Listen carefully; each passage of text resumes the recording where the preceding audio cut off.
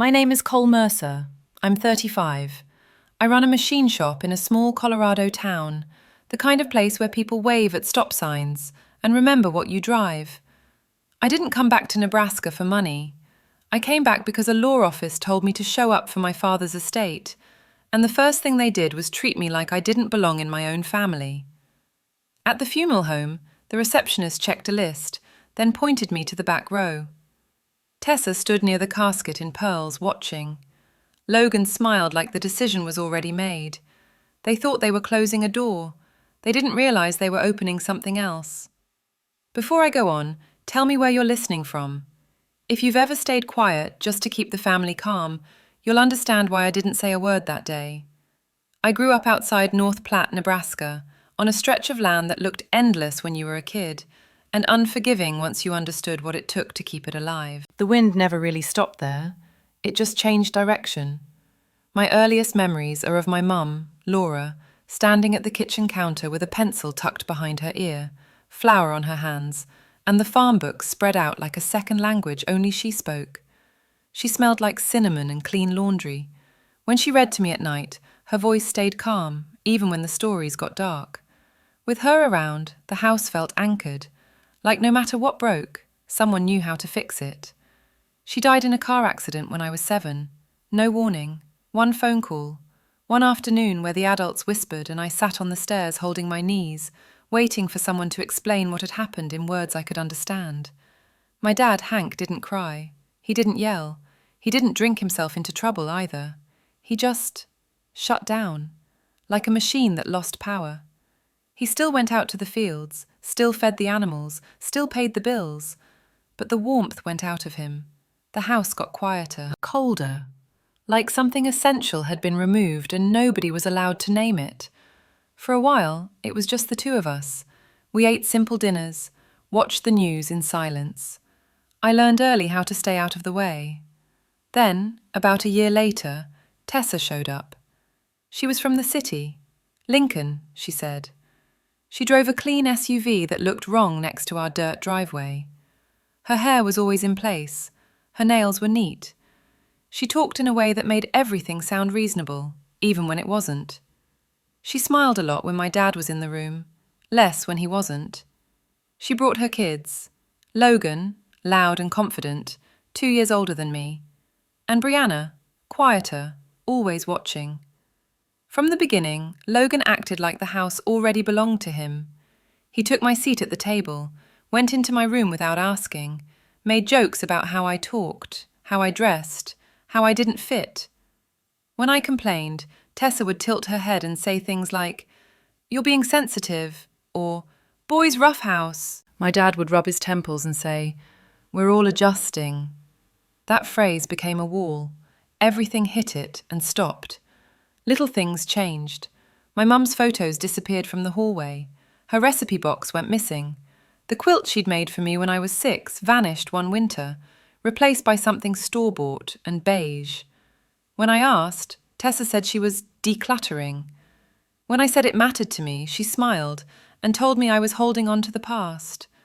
My dad didn't argue. He never argued. That hurt more than anything she said. One afternoon, when I was about 10, I climbed up into the barn loft with a spiral notebook and a pencil. Drawing tractors was the only thing that quieted my head back then. I could hear voices below, Tessa and Logan. I should have stayed quiet, but something told me to listen. Logan asked, laughing, if I thought I'd get anything when Dad died. Tessa answered without hesitation. "He doesn't have paperwork. He doesn't have a say. The land goes to you." I froze. My whole body locked up like I'd been caught doing something wrong. That was the first time I understood I wasn't just overlooked. I was being erased on purpose. I didn't say anything that night, or the next day, or the day after that. I learned how to disappear in my own house. When I turned 18, I packed a duffel bag, left a note on the counter that said, "Thanks for the memories," and walked out into the cold. I waited to see if anyone would follow. No one did. That silence said more than any argument ever could. For a long time after I left, I lived like someone who didn't expect to be found.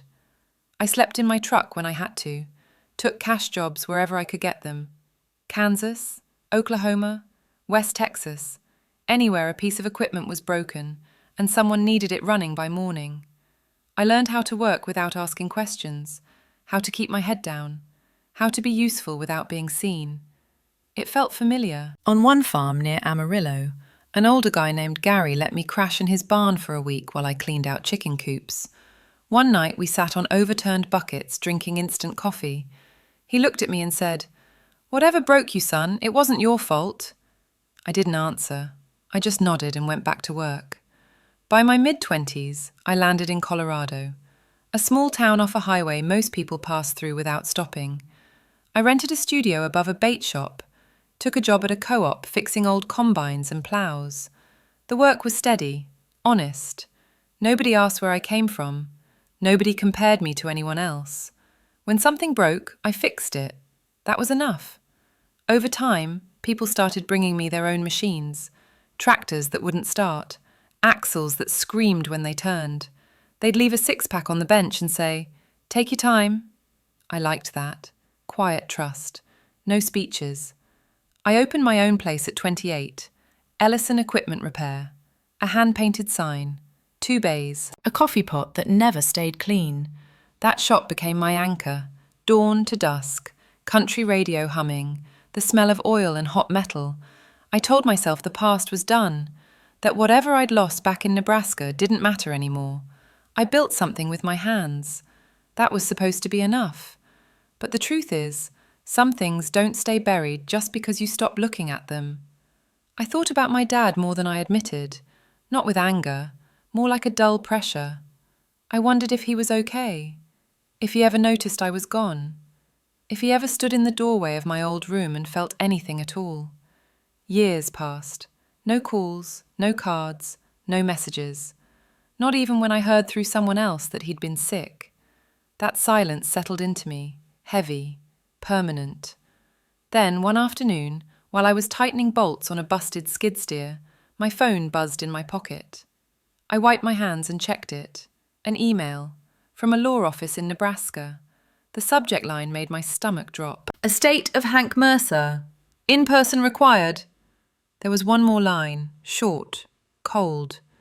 Do not contact other beneficiaries. I read it 3 times. The shop felt smaller. The radio kept playing like nothing had happened. I didn't feel grief right away, or anger, just confusion. Why now? Why reach out after all those years? I stared at the screen until it went dark. Part of me wanted to delete it and keep working, pretend it wasn't real. But something else kept tugging. Not hope, not guilt, just the sense that a door I'd never closed was moving again. I locked up the shop early that night, drove home in silence, and for the first time in a long while, Nebraska didn't feel like the past. It felt like something waiting. I drove back to Nebraska the next morning, 10 hours of flat road and old thoughts. The closer I got, the tighter my chest felt. The town hadn't changed much. Same diner with the flickering neon sign. Same gas station with one pump always out of order. People still slowed down to stare at a truck they didn't recognize. I parked near the diner and sat there longer than I needed to, hands on the steering wheel, reminding myself why I was there. Not to beg, not to fight, just to show up. The funeral home smelled like flowers and disinfectant. Too clean, too quiet. I walked in and the receptionist looked up, polite but distant. She asked my name, checked a clipboard, then hesitated. "Family seating is reserved," she said, pointing toward the back. I followed her finger. That was when I saw Tessa. Black dress, pearl necklace, perfect posture. She met my eyes for half a second, then looked away like I'd already been handled. Logan stood next to her, arms crossed, a small smile pulling at one corner of his mouth. Brianna hovered behind them, not meeting anyone's gaze. I took a seat where I was told, the back row, like a guest who'd arrived uninvited. People whispered, old neighbours, friends of my parents. A few looked confused, like they couldn't place me. Others recognised me and quickly looked away. The service passed in a blur. Words about legacy, about hard work, about family. I kept my eyes on the floor. When it was over, everyone filed out toward the side room where the lawyer was waiting. I stood up, ready to leave. I'd seen enough. "Mr. Mercer," a voice called. The lawyer, Miles Pritchard. He was older than I remembered, thinner. He gestured for me to follow. The room we sat in was small. A table, too many chairs, a box of tissues in the center like a warning. Tessa took the seat closest to Miles. Logan dropped into the chair beside her like he owned it. Brianna sat at the end. I took the last chair. No one spoke to me. Miles cleared his throat and began reading. Formal language, predictable phrasing. My name didn't come up. Tessa was awarded the house, Logan the land, Brianna the vehicles and equipment. Each sentence landed like a dull thud. I waited for my turn. It never came. My jaw tightened. I felt that familiar freeze creep in, the one I'd known since I was a kid. When Miles finished the page, I pushed my chair back. "There's more," he said quickly. Tessa's head snapped up. "What do you mean, more?" she asked, her voice still smooth but tighter now. Miles reached into a folder and pulled out another document. "An addendum," he said. "Submitted separately, dated 48 hours before Hank passed, notarized, recorded with the county." Logan leaned forward. "That doesn't mean anything," he said. "He wasn't in his right mind." Miles didn't look at him. He slid the paper across the table. I haven't touched it yet. I just watched Tessa's face. The color drained slowly like someone turning down a dimmer switch. Logan started talking fast, about undue influence, about competency, about lawyers in Omaha who'd love to take this case. Miles listened without interrupting.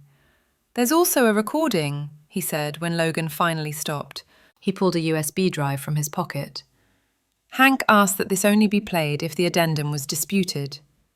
The room went still. Miles plugged the drive into his laptop. My father's face appeared on the screen, pale, tired, but his eyes were clear. He spoke slowly, about mistakes, about silence, about letting things go on too long. "He has named Tessa. He has named Logan. He said he wouldn't let me be erased again." Logan slammed his hand on the table. "This is bullshit," he snapped. I looked at him for the first time, really looked. And when he told me to go back to Colorado, that I was just some stranger trying to grab money, something inside me finally shifted. I met his eyes and said, "No, I'm here to get my name back." No one spoke after that. Not right away. The lawyer clicked the laptop shut like he was closing a door that couldn't be reopened. Tessa's hands rested flat on the table, fingers stiff, nails pressed into the wood. Logan leaned back in his chair, jaw tight, breathing hard through his nose. Brianna stared at the carpet like she was trying to disappear into it. I sat still, my heart beating slower than I expected. I didn't feel brave. I felt finished with pretending. Miles adjusted his glasses. "Before anyone decides how they want to proceed," he said, "there are additional matters we need to address." He turned to me. "Cole, I assume you've already been contacted by the bank." I shook my head. "Not yet." He nodded. "They will be in touch." Then he looked at Tessa. "There was a flagged transfer, an attempt to move funds shortly before Hank passed. It triggered a review." Tessa's smile didn't return. "That's a misunderstanding," she said. "I handled the accounts. Hank asked me to." Logan jumped in. "She took care of everything, while he was gone." He looked at me when he said it, like he was daring me to argue. Miles didn't argue. He reached into the folder again. "There's also a concern regarding an attempted sale of acreage on the back end of the property," he said. "Documents were drafted, not finalized. The buyer's name traces back to an LLC connected to a relative of yours." The air felt heavier, like a storm rolling in low. Tessa opened her mouth, then closed it. For the first time, she looked unsure of which version of herself to present. The calm widow, the wronged wife, the professional who knew how things worked. None of them fit anymore. "I'm not going to sit here and be accused," Logan said, standing up. "We're done." Miles raised a hand. "You're free to leave," he said evenly. "But understand, this isn't just about the will anymore." Logan glared at me. "You think you won something?" he said. You think this makes you family? I stood, slowly. My chair scraped the floor, loud in the quiet room. I never stopped being family, I said. You just made it inconvenient. That's when Tessa spoke again. Her voice was softer now, measured. You don't know the whole story, she said. Your father didn't change the will out of nowhere. I looked at her. Then tell it. She hesitated. Just a beat. Long enough to matter. He found something, she said. Something your mother left behind. An envelope. In the attic. The word landed like a dropped plate. Sharp. Final. I felt my stomach turn. The attic. A place I hadn't thought about in years. Dust. Old boxes. The ladder I used to climb to hide. Tessa watched my face closely, like she was waiting to see if the hook had set. I never opened it, she added quickly, but he did. Miles looked between us. Is that accurate? He asked. Tessa shrugged. Ask him. Oh, wait. She stood, straightened her jacket, and picked up her purse. This isn't over, she said, more to herself than anyone else. You think paperwork decides everything. It doesn't. Logan stormed out without another word. Brianna followed, her shoulders hunched, eyes red. The door closed behind them. The room felt emptier. Miles exhaled and turned to me. If there's something in that attic, he said, you should find it. I nodded. My hands were steady. That surprised me. I didn't feel angry. I didn't feel scared. I felt focused, like a machine lining up its parts. As I stepped outside, the late afternoon sun hit my face. The parking lot was quiet. Wind moved through the trees like it always had. I pulled out my phone and saw a missed call from a Nebraska number I didn't recognize. A voicemail notification blinked. I haven't listened to it yet. I knew where I was going. Some doors don't close when you walk away. They wait. And that attic had been waiting a long time. I didn't go back to the house right away. I drove past it once, slow, like you do when you're not ready to see something up close. The porch light was off, curtains drawn. It looked smaller than I remembered. Less like a home, more like a structure someone had been using. I parked down the road and sat there, engine running, letting the moment catch up to me. Then I turned around and went straight to the bank. The lobby smelled like stale coffee and carpet cleaner. A woman at the desk checked my ID, then disappeared into the back. When she came out, she was carrying a small metal box. She set it on the counter and slid it toward me without ceremony.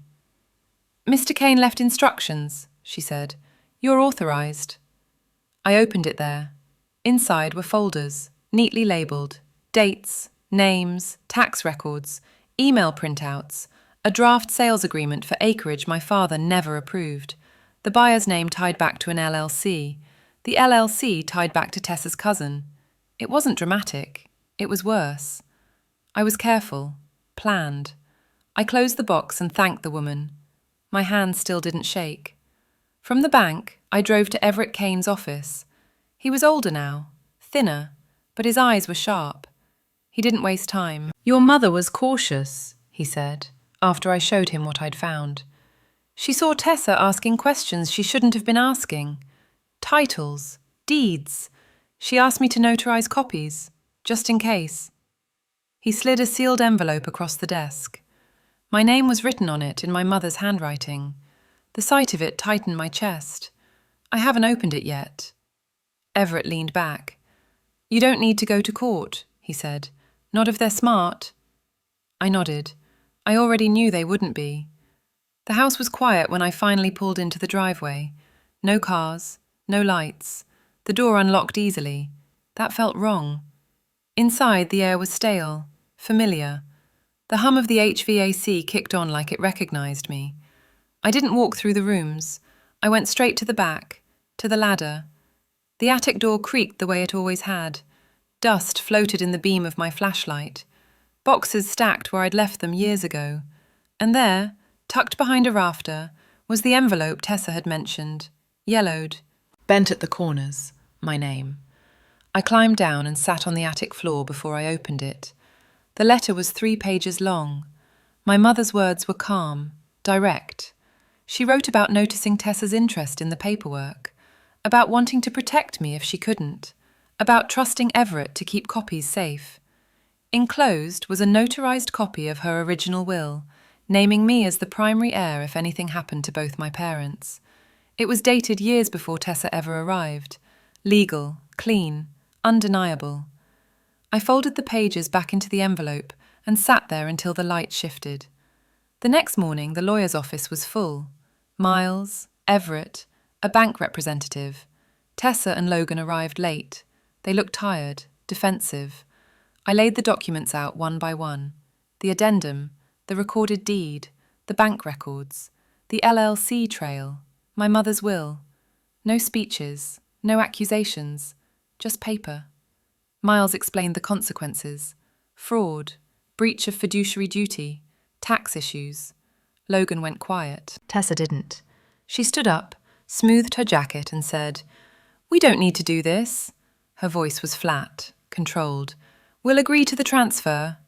They folded fast, faster than I expected. The house, the land, everything transferred. Liens flagged, accounts frozen. The room emptied. I stayed seated. I didn't feel victorious. I felt lighter, like something heavy had finally been set down. As I walked out, Miles asked if I wanted to stay at the house. I shook my head. "Not yet," I said. Outside, the sky was wide and pale. I stood there for a moment, breathing it in. They thought the will was the end of the story. For me, it was the beginning of one. I didn't sleep that night. I lay on a motel bed with the curtains half open, watching headlights sweep across the ceiling as trucks passed on the highway. The farm was mine on paper now. The land, the buildings, the name. All of it transferred, signed, recorded. That should have felt like an ending. It didn't. It felt like a pause. Like the moment right after a storm passes, when the air goes still and you're waiting to see what's been damaged underneath. People assume revenge is loud, that it comes with shouting and slammed doors. Mine didn't. Mine came quietly, in the form of facts lining up the way they were supposed to. I hadn't threatened anyone. I hadn't raised my voice. I'd just stopped protecting people who never protected me. That shift mattered more than anything I'd won. I drove past the house again just before sunrise. The windows were dark. No movement. I didn't pull in. I wasn't ready to walk into those rooms yet. Some spaces hold too many versions of you at once. I knew if I stepped inside, I'd see the kid who learned to stay silent, standing right next to the man who didn't need to anymore. I needed distance before I could decide what came next. My phone buzzed as I turned back toward town, a voicemail I hadn't listened to yet. The one that came in while I was walking out of the lawyer's office. I pulled over this time, let it play. A woman's voice, tight, controlled. Tessa. She didn't apologize. She didn't threaten me either.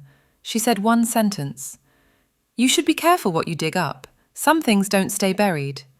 I deleted the message, not out of fear, out of clarity, because by then I understood something she didn't. I wasn't digging anymore. I'd already found what I needed, and whatever she thought was still hidden was going to surface on its own.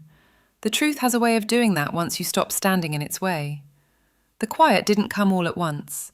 It settled in slowly, the way dust does when a room hasn't been touched for a while. A few days after everything was signed, I found myself sitting alone at a kitchen table in a rental I barely noticed when I booked it. Coffee gone cold, shoulders stiff. My hands still smelled faintly like paper and metal. Winning hadn't felt like joy. It felt like relief mixed with something heavier.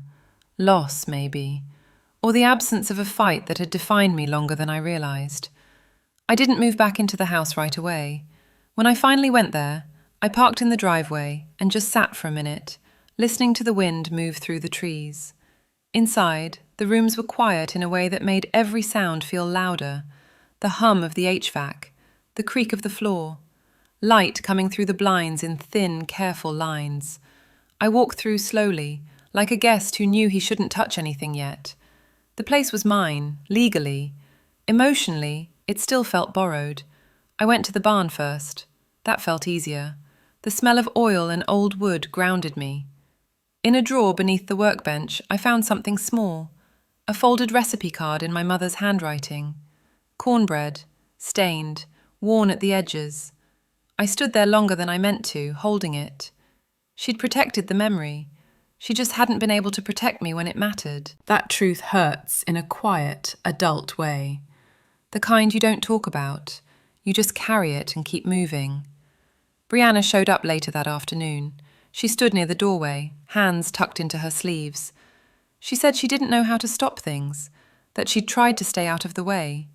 Her apology was awkward, late, incomplete. I listened. I didn't rush to forgive. I didn't shut her out either. I told her I heard her. That was as far as I was willing to go. Healing didn't come as a big moment. It came in small decisions. I changed the locks on the barn, left the house alone, cleaned out one drawer and left another untouched. I chose to keep one corner of the kitchen exactly as it was, scratches and all. Control, I learned, didn't mean erasing the past. It meant deciding what stayed. There are nights now when I think about what I would trade to hear my father choose me out loud, once, while he was still alive. I would give up the land for that, all of it. But I don't get to rewrite his choices. I only get to decide what I accept now. And I'm not invisible anymore. I'm paying attention. If you've ever felt invisible in your own family, you already know this story isn't really about money. It's about what people do when they think you won't fight back. If this hits close to home, subscribe and stay with me. Share this with someone who's been hurt by family decisions. And tell me in the comments what you would have done in my place. I read every story.